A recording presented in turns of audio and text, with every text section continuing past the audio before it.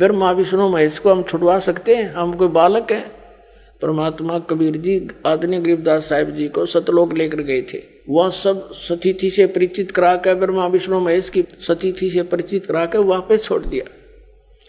उसके बाद उन्होंने कहा था, तीनों देवा कमल दल बसे, ये ब्रह्मा विष्णु महेश, प्रथम इनकी वंदना फिर सुन सतगुरु उपदेश। उन्होंने कहा था कि ब्रह्मा विष्णु ये तीनों देवा कमल दल में बसते, हमारे कमलों में, इन दलों में अंदर रहते हैं, और प्रथम इनकी वंदना, ये मंत्र जो करते हैं हम इनकी साधना करते हैं, और फिर सुन सतगुरु उपदेश, सतगुरु के ज्ञान को सुनो और उसका पूरा कंप्लीट कोर्स लो, तब ये बात बनेगी। अब ब्रह्मा विष्णु महेश हमारे कोई दुश्मन नहीं है। कई कहते हैं कि आपके गुरु जी तो ब्रह्मा विष्णु महेश को छुड़वाते हैं। ब्रह्मा विष्णु महेश को हम छुड़वा सकते हैं? अब जैसे ऊर्ध्व मूलम अधः शाखम, ऊपर को जड़ वाला, नीचे को तीनों गुण रूपी शाखा वाला, उल्टा लटका हुआ संसार रूपी वृक्ष है। अब इसमें क्या है? ऊपर को जड़ता पूर्ण परमात्मा, नीचे को तीनों गुण रूपी संसार रूपी वृक्ष की शाखा है। तो क्या कोई शाखा को काट देगा बुद्धिमान व्यक्ति? पेड़ की शाखा को कोई काटने की कहेगा कि इसको तो फेंक दो काट के, फिर लटका के करेंगे बाकी का हम? तो कहने का भाव ये है कि जैसे परमात्मा कहा करते कि जैसे हमने भक्ति रूपी पौधा बीजना है और हम नर्सरी से कोई पौधा लाए, कैसे बीजेंगे उसको? गड्ढा खोदेंगे और उस गड्ढे में उसको जड़ों की तरफ से दबाकर मिट्टी में, फिर उस जड़ों की मूल की सिंचाई करेंगे। तो मूल की यानी जड़ की पूजा करेंगे हम, तो वो पौधा पेड़ बनेगा, उसकी टहनियाँ बड़ी बड़ी हो जाएंगी, तीनों गुण रूपी शाखा।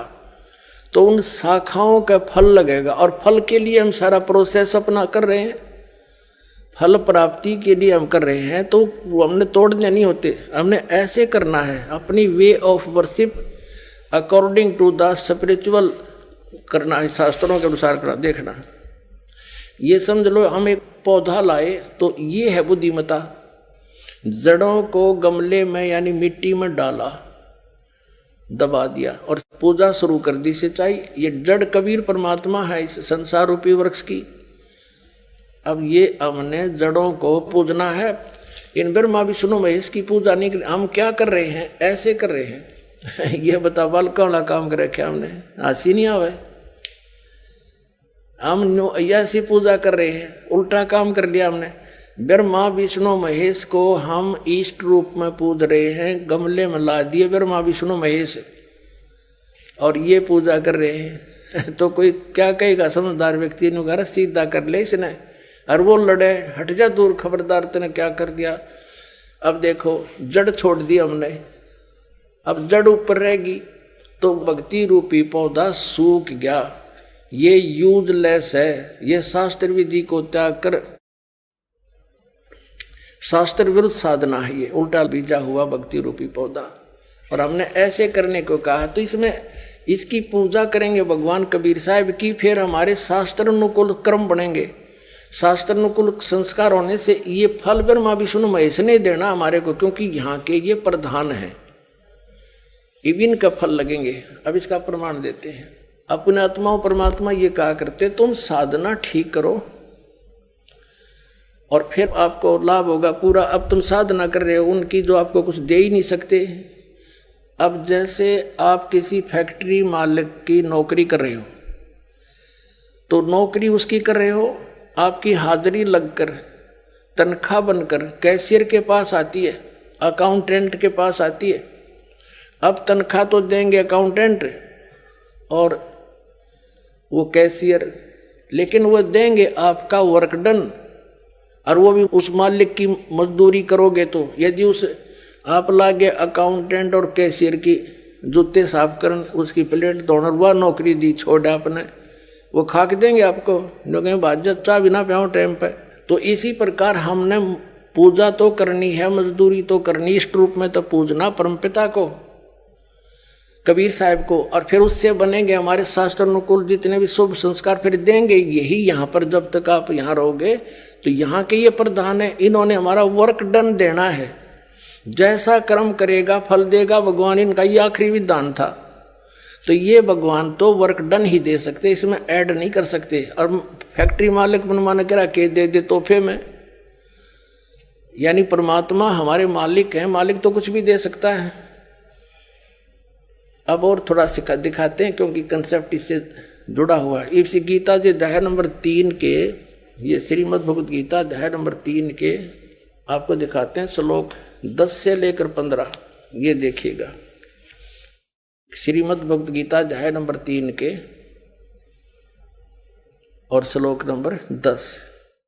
प्रजापति ब्रह्मा ने कल्प के आदि में यज्ञ सहित प्रजाओं को रचकर कहा था, तुम लोग इस यज्ञ के द्वारा, यज्ञ माने धार्मिक अनुष्ठान, शास्त्र अनुकूल वृद्धि को प्राप्त हो। यह यज्ञ तुम लोगों को इच्छित भोग प्रदान करने वाली हो। 11वें में कहा है, यज्ञ के द्वारा देवताओं को उन्नत करो और वो देवता तुम लोगों को उन्नत करें। इस प्रकार निस्वार्थ भाव से एक दूसरे को उन्नत करते हुए तुम लोग कल्याण को प्राप्त हो जाओगे।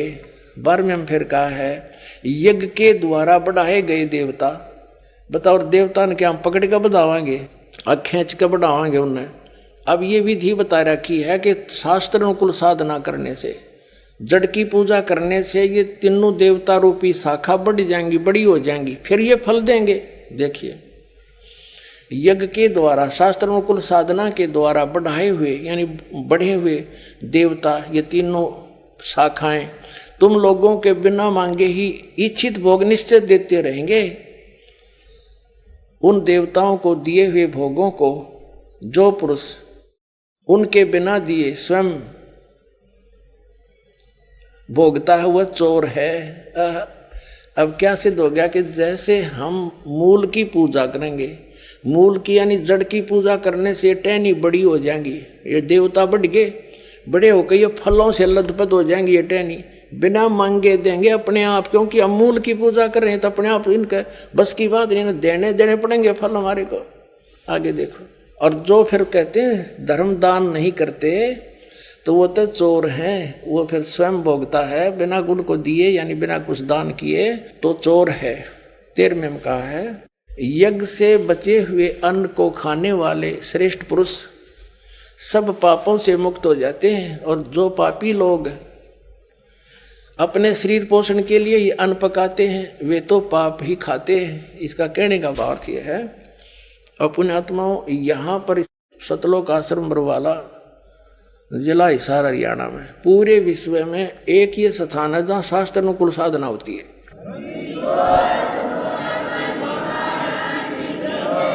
ये क्या बता रहे हैं, यज्ञ से बचे हुए अन्न को खाने वाले श्रेष्ठ पुरुष संत यानी अच्छी आत्मा तो सब पापों से मुक्त हो जाते हैं। हम सबसे पहले परमात्मा का भोग निकालते हैं, भोजन का भी, हलवे का प्रसाद बनकर आता वो भी, उसको भगवान के भोग लगाकर फिर शेष अन्न को वितरित किया जाता है। तो ये कहते हैं यज्ञ से बचे हुए अन्न को खाने वाले संत, साधु संत भक्त, यज्ञ से बचे हुए अन्न को खाने वाले संत है, यानी साधु संत भक्त आत्माएं, अच्छी आत्माएं सब पापों से मुक्त हो जाते हैं।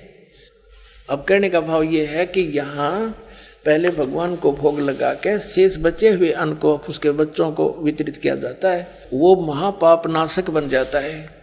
तो यहाँ आओगे तो सारी साधना मिल लगेगी आपने, तो सब पापों से मुक्त आप होगे, ज्ञान सुनोगे, धर्म यज्ञ, ज्ञान यज्ञ, प्रणाम यज्ञ, सारी यज्ञ, सब साधना, पूरा ट्रीटमेंट दिया जाएगा। फिर कहते हैं जो दान धर्म नहीं करते हो तो चोर हैं भगवान के। जिन हर की चोरी करी और गए राम गुण भूल, ते बिदना बागुल किए वो फिर झूले उल्टी झूल।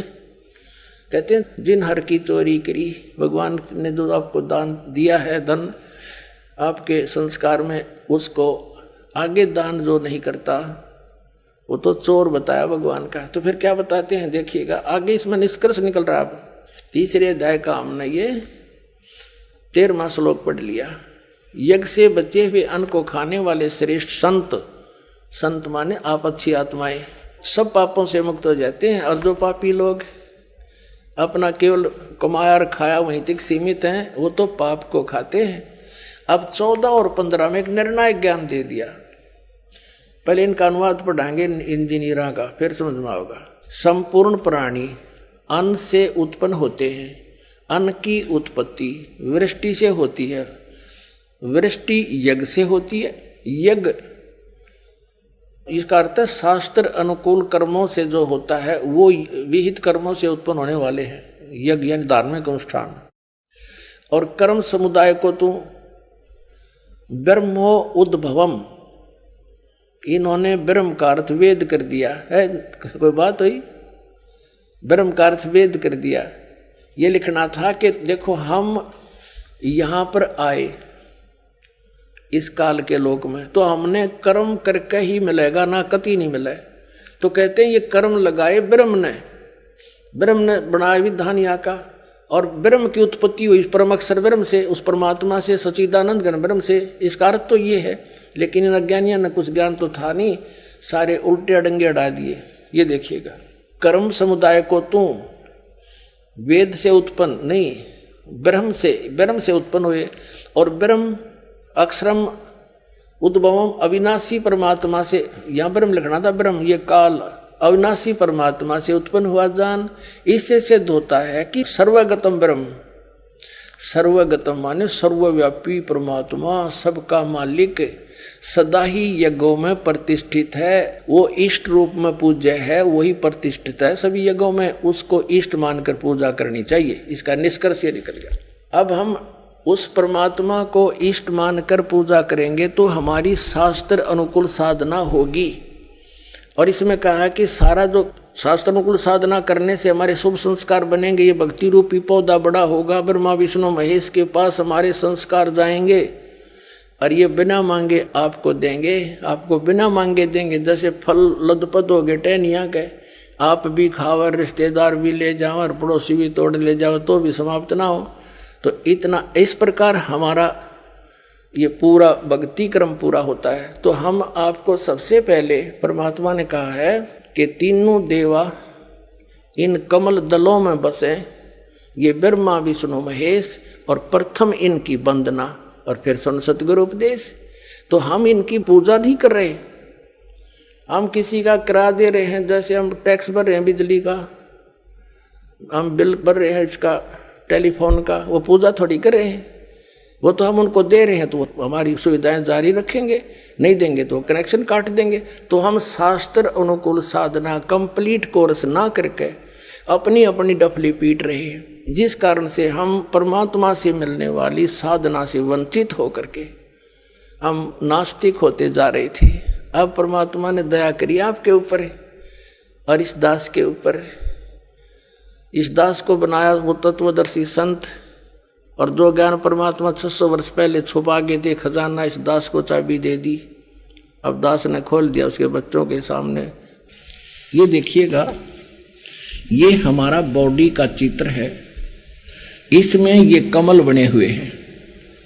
ये मूल कमल में गणेश जी, और इसका ये किलियम जाप है, और इससे ऊपर स्वाद चक्र अनुष्ठान, ये स्वादिष्ठान चक्र भी कहते हैं। इसकी 4 पंखड़ियां, इसकी 6 पंखड़ियां दूसरे कमल की, और सावित्री ब्रह्मा इसका ओम जाप है। यहाँ लक्ष्मी और विष्णु का जाप है, ये नाभि कमल है, और इसका ये हरियम जाप है।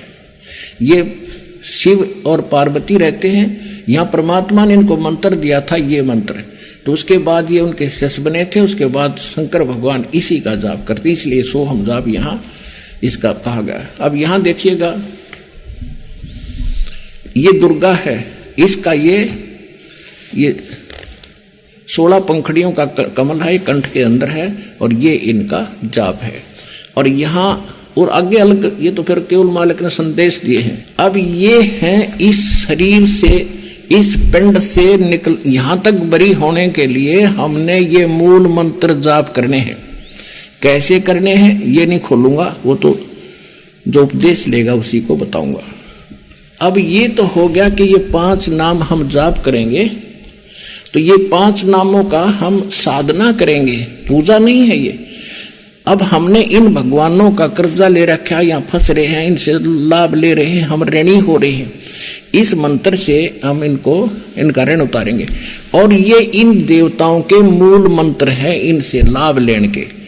जैसे एक भैंसा होता है, जोटा होता है, या ये सांड होता है, जो जिसको खागड़ बोले हमारे यहाँ अंकल कहते हैं, उसका उनका एक मंत्र होता है ना, उसने भैंसा भैंसा करते रहो, कति नहीं सुने। अरे एक बार उसको कहते हुर्र, वो यूं देखेगा और मनमाना भाग ले उस तरफ। तो भैंसा तो उसका अलग नाम है और वो मूल मंत्र है जो उसने पकड़ कर खींचेगा, प्रभावित करता है। तो ये मंत्र मूल मंत्र है देवताओं के, जिनके ये वश है, ये आपको ऑटोमेटिकली आपकी तरफ आकर्षित होना शुरू कर देंगे और आपको पूर्ण लाभ प्रारंभ देना शुरू कर देंगे। तो इस प्रकार ये साधना तो इस तरीके की है, ये वेदोनुसार यानी सदग्रंथों में तो ये सहज साधना है, सहज साधना, सिंपल वर्शिप। और इन्होंने अपने हठ योग ज्ञान से इसको इतना कठिन बना दिया। कोई तप करता खड़ा होकर, कोई उल्टे पैर करके, ऊपर न पैर नीचे को सिर करके, कोई व्रत रख के, कोई पहाड़ों पर जाता भगवान को खोजने के लिए, और कोई कुछ अन्य मंत्र करता है जैसे हरे कृष्ण कृष्ण कृष्ण हरे हरे राधे राधे श्याम मिला दे। ये गीता जी में है कहीं? तो गीता जी में जो लिखा है वो साधना है भक्ति की। उससे छोड़कर जो साधना या मंत्र हम करते हैं वो शास्त्र विधि को त्याग कर मनमाना आचरण है, वो यूजलेस है। गीता जी अध्याय नंबर 16 के श्लोक 23 में कहा कि अर्जुन, जो शास्त्र विधि को त्याग कर मनमाना आचरण करते हैं, न तो उनकी गति हो सकती, ना उनको सुख हो, ना कोई सिद्धि प्राप्त हो सकती, यानी यूजलेस। तो गीता जी में जो वर्णित विधि है उसके पाने का जो मंत्र है, और फिर शेष संकेत दे रखा है कि उस तत्वदर्शी संत को पूछो, पता करो, तो वो है साधना करने की।